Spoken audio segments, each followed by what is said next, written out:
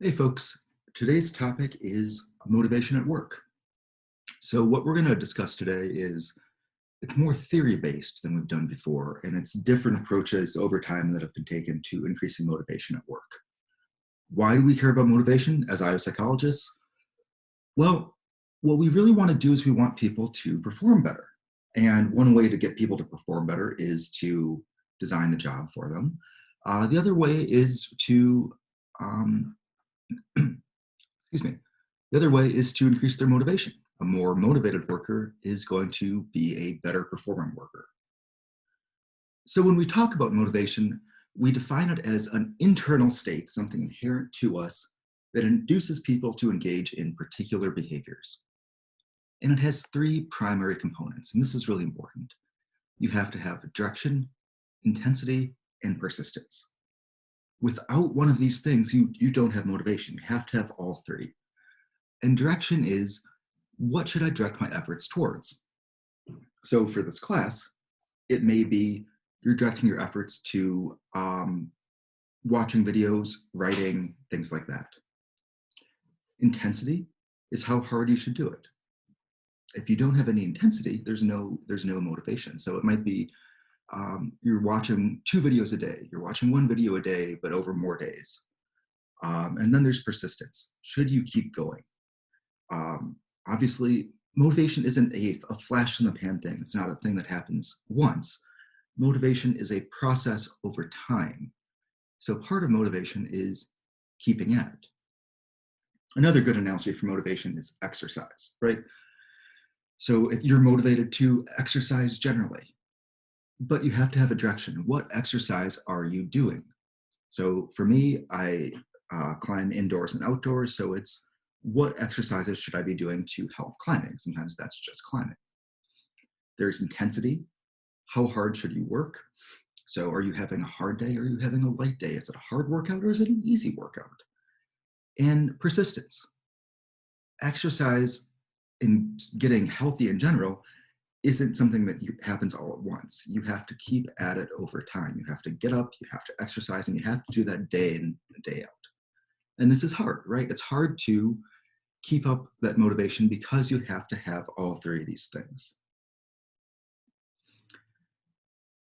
Over time, there's been a bunch of theories brought up in IO psychology and psychology in general talking about motivation. Some of these are further away from actual behavior than others. So we're going to start with theories that are pretty far from actual behavior, actually exercising. And we'll move towards more proximal goals or more proximal theories, one of which is goal setting, that is actually close to the behavior that you're doing. And this is kind of blurry. Hopefully you can see it on your screen. This is an old article by Ed Locke that looks at different motivation theories. It starts with needs. Needs drive values. Values and motives drive goal and intentions, and that leads to performance. And then we have rewards and satisfaction, things that sort of feedback into continuing to be motivated. And we'll start with kind of the classic Maslow's hierarchy of needs. Now, this is a very distal theory. It's very far from actual behavior because we have these needs, but they don't necessarily drive our day-to-day motivation. And I'm sure you've all seen this before. Just to recap, we have physiological, safety, love and belonging, esteem, and self-actualization needs. We, at the most basic, need to have basic functioning: food, water, sex, sleep, etc. Then we can have safety. We can feel like we have a, friends, family, that we're gainfully employed, that we have enough money in the bank. Then we move up to love and belonging, esteem, and we kind of top out at self-actualization, this idea of being our best selves. Now, this theory has gotten some criticism, but it's pretty valid, right? The only thing that changed really for it over the years is Maslow said you had to really hammer in each level before moving up. And research shows that's not always the case. Sometimes you can skip levels or be working on multiple levels at once. So it's a good theory. It makes sense, which is always good. but it doesn't really drive, our day-to-day behaviors. So it's useful in explaining at a really high level why we do what we do, but it's not as good as explaining our things like job performance. There's another need theory that you may not have heard of as much. It's called Herzberg's two-factor theory. And Herzberg says there's hygiene factors and there's motivation factors. So hygiene factors are like rewards and like social factors, the esteem of your colleagues. So you're rewarded financially and your coworkers think you're good at your job. That's motivating. And then that's a hygiene factor. And then motivating factors are the nature of the work. So things that make the work intrinsically interesting to you. We're not going to spend too much time on this one because it really hasn't been supported by research. Now, reinforcement theory has been supported by research. This gets us closer to actual behavior. It's more proximal. And reinforcement theory says that if you do a behavior and you get a reward, you're more likely to do that behavior. We see this in rats all the time, right? This is classical conditioning. Rat does something, pushes a button, gets some food, does it again. We're just applying it to human beings. And these rewards can be tangible or intangible. They can be something physical or something like money, or it could be things that are less concrete. It could be things like, getting a compliment or having your boss tell you that you did really well, or getting the respect of your coworkers. And this reinforcement theory is the basis for incentive systems that are used in a lot of different jobs. If you do more work or you do better work, you get paid more. Let's say you're a salesperson. You're a car salesperson. The more cars you sell, the bigger your bonus. You do basically a better job, and you get more money. This has got fairly decent research support for jobs that have piece rates, like a car salesperson, right? If there's a job where you can easily track, you did X amount of things, you sold X amount of cars, this works really well for increasing performance. It's also useful for reducing absences. If you get a reward if you never miss a day of work or something like that. It's not as useful for things that are harder to quantify. So if we're talking about performance, it's harder to quantify performance. If you're, for teaching, for example, do I get paid? What's good teaching performance? We go back to criterion development and having these outcomes. If the outcome isn't quantifiable, it's harder to reinforce behavior. So we're starting to get more useful in terms of the workplace. Some workplaces can use reinforcement theory, some can't.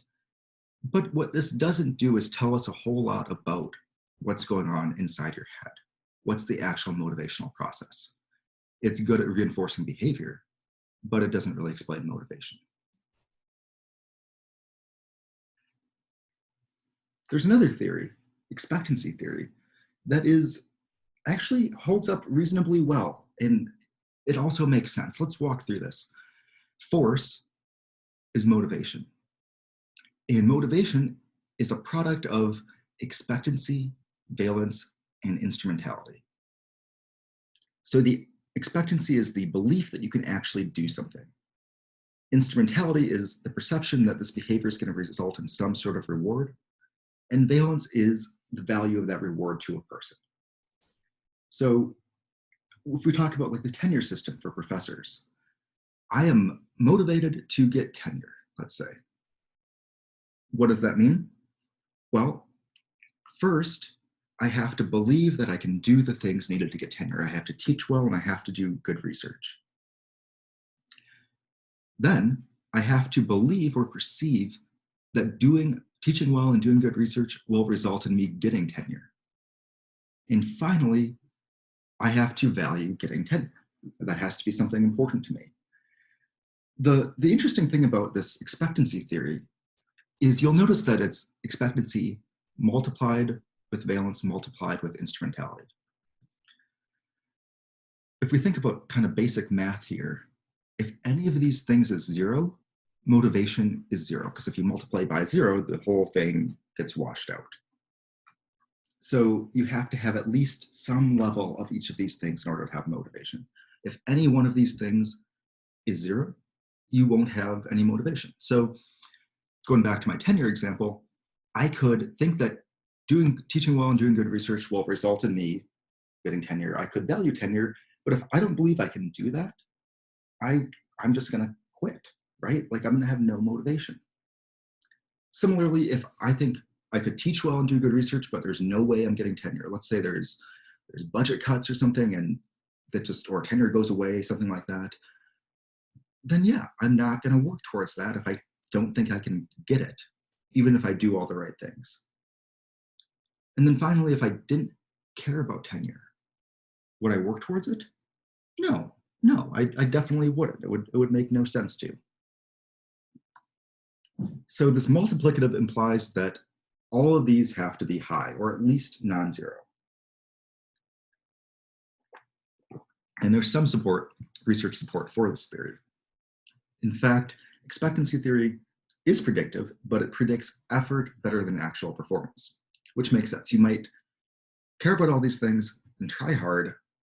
That's good, but it may or may not result in you doing better. If we go back here, if I expect, I have expectancy, I have instrumentality, I have valence for tenure, but I actually just really suck, then sure, I might try hard, but I might do a terrible job. The next theory we'll talk about really briefly is self-efficacy. And it's the self-confidence that you can do something, and believing you can do something increases motivation. This is very, very well supportive. If I go back to like a climbing example, I'm motivated to work on certain climbs outside. I'm motivated to do those because I think I can do them. They're hard, but I think they're possible. So yeah, I'm gonna go out and I'm gonna keep trying, I'm gonna keep trying. There's some stuff that is just too hard for me to do. I'm not motivated to try those because I know it won't work. I don't believe it'll work, so why bother?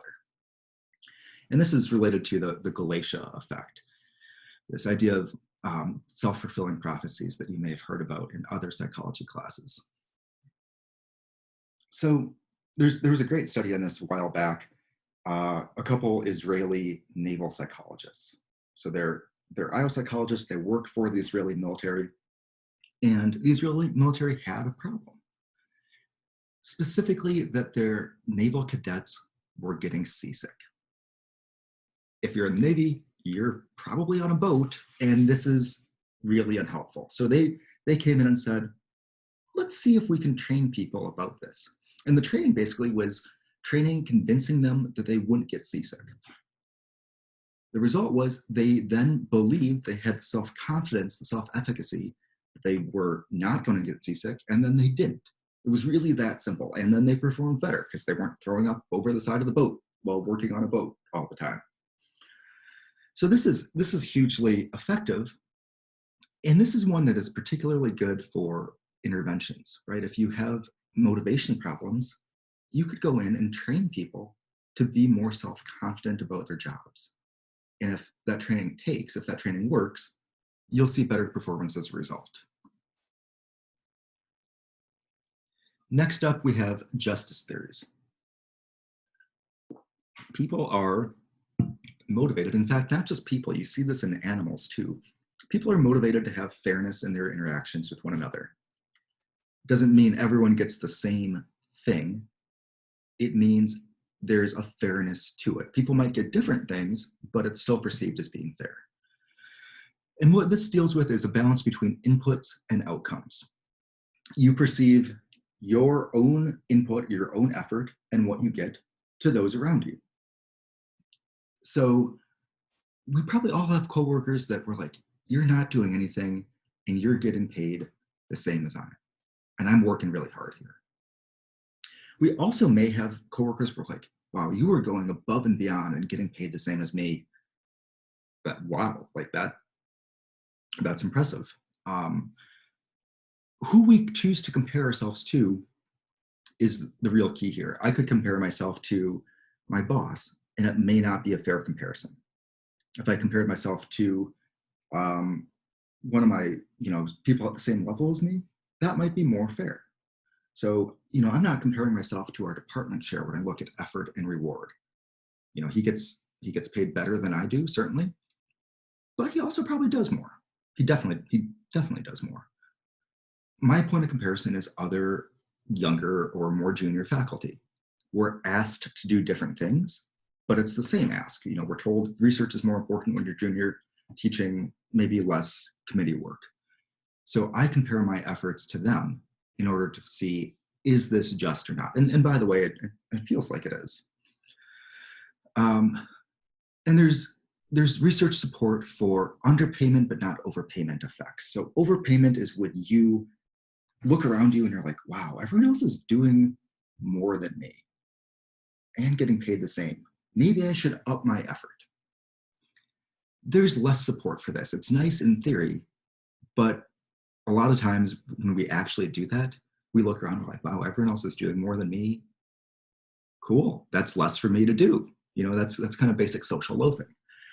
There is a lot of support for underpayment, though. And if you feel like you're being underpaid, or you feel like you're putting in a ton of work and relative to your peers, and you're getting the same results, so you're working more and getting paid the same or getting paid less, then you will definitely, or much more likely, decrease your effort. Again, this makes sense. You're looking around, you're saying, wow, everyone else is doing less. Why am I doing this much? I should slack off some, because it clearly doesn't matter because they're getting paid the same. And this is also why people turn over. You feel like you're doing the same work, not getting paid what you should be, so you might look for a different job. We have this issue in IO psychology where in psych departments we make okay money, but people that are IO psychologists also go work in business schools, and they get paid tens of thousands of dollars more. So I look around and I talk to my colleagues in business schools, and sometimes I'm like, wow, I'm doing the same or maybe more than you and getting paid $40,000 less. Just as an aside, does that make me want to go to a business school? Not necessarily, because I do enjoy being in a psych department. I like working with psychology students. I like my psychology colleagues. So it's not all about money. There's these other factors that do come into play. But if you do feel this underpayment, you are more likely to perform worse, certainly to be less motivated, and to also steal, just to throw that in there, because people feel like they're not getting compensated. So yeah, they can steal some office supplies or steal time or whatever, because they're working really hard and not getting compensated. So why not take what's rightfully theirs? There's decent research support for this again. The one problem is a lot of this has been done in lab studies, so it may not generalize to the real world. And the big problem with studying this in the real world is we don't know who's chosen as the comparison person. My suggestion to you is be really thoughtful if you're engaging in these comparisons, and we all do to some extent. Be really thoughtful who your comparison person is. It should be someone who has a similar job and similar responsibilities to you, not someone that has a different job. One reason is we often don't know what goes into jobs we don't do. So I could look at, the department chair and say, well, I don't see him, he's teaching fewer classes and he's maybe not doing as much research. Why is he getting paid more? But I don't see all the things that go into being department chair, constant emails, meeting with students, meeting with parents, meeting with leadership. There's a lot of stuff there that I don't see and I don't fully understand, that because of that makes him a poor comparison choice. We care about justice in other ways too, not just fairness for effort and pay. We care about justice in terms of distributive or procedural justice. Distributive justice is fairness in the distribution of rewards, and procedural justice is the fairness in the process. So distributive justice is more related to equity, and with distributive justice, it's okay, we got, pay raises. Did everyone get the same pay raise? Or did some people get a higher pay raise than others? At working for the state of Virginia, we all get the same pay raises, so it's awfully distributive, right? Even though some people work harder or not as hard, we all get the same thing. So there's justice in distribution. Now, procedural justice is a little bit different. It's about the process or how rewards were distributed. So I have a colleague who's out of business school in Michigan, and they do merit raise. It's not that everyone gets the same raise, it's that their research productivity and their teaching evaluations and other things are really, really looked at, and raises are given out based on the score you get for the quality of what you've done. Now, this is a fine system if everyone knows what's valued and what you need to do. If people don't know what's valued and what you need to do, then there's no procedural justice. You don't know what the process is, so you might get a smaller raise than someone else and be like, what the heck? I don't know why I got a smaller raise. You could think of it this way. If you get back an exam grade or a grade on a paper, and all you get is the grade, then you look to your neighbor and you're like, huh, they got a much higher grade than me. Why is this? Like, there's no feedback. I don't know what I got wrong. Why did I get this crappy grade? That's procedurally unjust because there's no fairness in the process. There's no transparency there. But if you get a test back and you look at it and you're like, okay, I got this one wrong and this one wrong, and oh, this is the right answer. Oh, I'm an idiot. Oh, crap, I screwed that one up. Then you know what you got. It's not that everyone got the same grade. That doesn't matter. But if you think that the process was fair, that you were graded fairly, then you're more likely to say, okay, that makes sense. That's reasonable. Hopefully you've had more of those experiences where you get a pick. If you don't get the grade you want, you look at it, you're like, well, now I know. Okay, that's reasonable. This is a fair grade. It always boggles my mind. You know, I'll talk to students who come in who do poorly in a test, and I'll ask like, so, you know, why does it make sense? I always ask that for every test is, were there any questions on there that you feel like we didn't talk about or didn't cover? And if they say no, then I say, well, why do you think you did poorly? And they say, well, I didn't study at all. I missed a lot of class. And I kind of look at them and I'm like, yeah, that 100%, that'll do it. But to their credit, when this happens, most people really own it. They're like, yeah, this is on me. I didn't study, so this is the grade I deserve. But the reason they can say that is because we give feedback, right? We show people what they did right and wrong. So the main difference here with equity theory is we don't have a point of social comparison here, or we have multiple points of social comparison. And this is also better supported by research. Distributive and procedural justice lead to things like job performance, satisfaction, and intent to quit. So if you feel like you have these things, you're going to do better, you're going to feel better about your job. If you feel like you've been the victim of injustice here, you're going to do worse. You're going to perform worse, probably not like your job that much, and you may quit. All right, so we've covered a lot of theories here. And again, this is kind of a weird lecture because it is just, these are different ways to explain motivation. Some of them are further from behavior, and some of them are closer to behavior. And goal setting theory is one of the last ones we'll talk about. This is one of the best motivation theories we have because it is really close to behavior. Goal setting leads to behavior.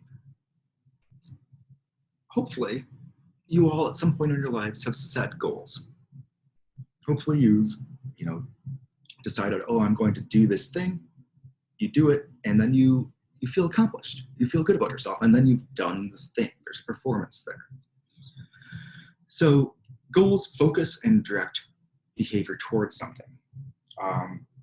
And people can have different goal orientations. Some people have learning orientations, some people have performance orientations. And what do I mean by this? Some people really work on goals so that they can learn new skills. And some people work on goals to find success in something. And these aren't better or worse than one another. They are just different. Sometimes a learning goal orientation is appropriate. Sometimes a performance orientation is appropriate. You all right now are in a learning orientation, hopefully. When it comes closer to test time, you're moving to a performance orientation.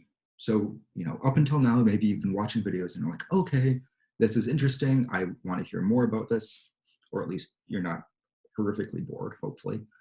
But as we get a couple days before the test, you might go over your notes again to be like, okay, I need to memorize this stuff and make sure I understand it. It's not just this is interesting, it's I need to perform on this test. When we talk about effective goal setting, it's not enough just to say, I'm going to set this goal. I'm going to get an A on the test. You have to have 4 different components: commitment, difficulty, specificity, and feedback. So you have to commit to the goal. You have to say, all right, I know this is going to take work, but I'm going to get an A on the test. The goal has to be difficult for you. It might be getting an A, it might be getting a B, whatever, but you have to say, this is what I'm setting out to do. If you set easy goals, it's not going to drive higher performance, right? If it's like, I'm going to set a goal just to show up. If that's easy for you, then you're not going to change your behavior. You're not going to do anything more because you don't have to. That's a trap that people fall into a lot, is they say, oh, I'm going to set goals, I'm going to do better, but they set goals that are really easy for them. Then they accomplish them, and then they don't amp up the difficulty. You have to have specificity. So you have to say, not just like, I want to do better in class, or I want to do well on this test. You have to say, I want to get this specific grade. And then you have to get feedback, right? So once you get the test back, you can tell whether or not you met your goal, and you can adjust your goal or stick with the same goal. It might be you want to get an A, you get like a 87. You're really close on the first test, and you say, okay, I'm really close. I'm going to keep my goal of an A. That's reasonable. I almost got there. I'm going to work harder next time and keep that same goal. You might have the goal of getting an A, and you might get like a low C. That's the feedback. In that case, you might say, well, that goal was really, really difficult for me. It was too difficult. So maybe my new goal is to get a high C or a low B next time. So it's this sort of continuous cycle. When I think about it, goal setting, I think about it in terms of how I structure my training days for climbing. I used to go in and just say like, okay, I'm going to go in there and try a bunch of stuff and have fun. There was no real goal there. There was no real focusing of my behavior. It was just, I'm going to go and do whatever. Now I have sort of embarrassingly like Excel spreadsheets listing out, I'm going to do X, Y, and Z exercises and climb X amount of routes and of these types of difficulty, because my goal is to, climb like a certain climbing grade. I'm committed to it. It's difficult, it's specific, and I try routes like that. I get feedback on if it's working, and I adjust.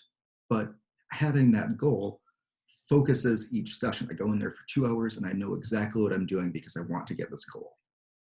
As a result, it's made me a much better climber, rather than when I was just going in and being like, la-di-da, let's do whatever.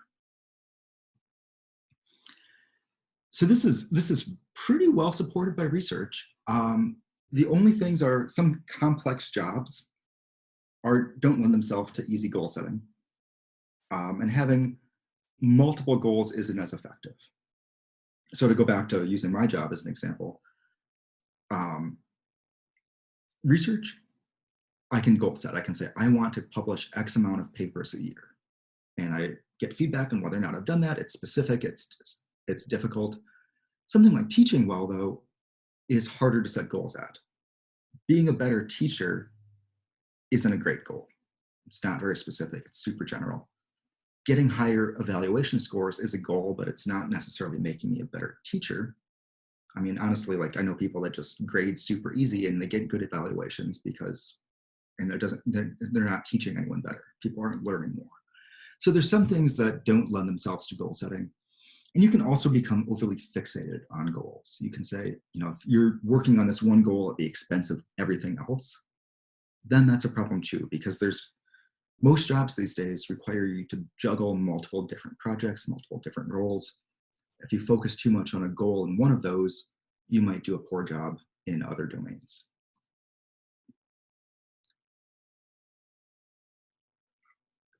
So motivation is a very proximal theory of motivation. It's very close to actual behavior, whereas things like Maslow's hierarchy are very far away from it. The last thing we'll talk about is this idea of control theory. And it's this focus on regulation of performance as you go to a goal. So it uses goal setting, but it focuses on feedback. So when you get feedback, you either modify your goal. So again, let's say you wanted to get an A, that was your goal, you got a C, maybe you change your goal to getting a B. Or revising strategies for goal attainment. So you wanted to get an A, you get a C, and you say like, okay, well, I haven't been watching the videos or I haven't been looking over the lecture slides on my own. I haven't really been studying at all. Maybe the goal of an A is still fine, but I need to change what I'm doing in order to meet that goal. I need to watch a video every day. I need to look at the slides every day. I can't wait to the last minute to kind of skim them over. So we use this idea. I like to compare control theory to a thermostat. Your thermostat, your house, has a goal of being at a certain temperature. If it goes above it or below it, it modifies what it's doing. It starts, pumping on the AC or pumping up the heat to get to where it wants to be.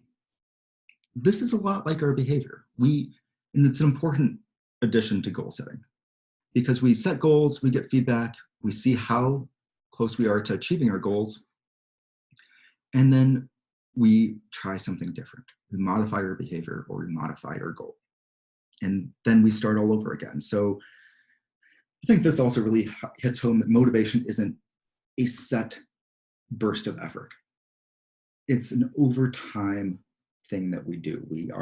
And sometimes it's important to know too that motivation some days is low.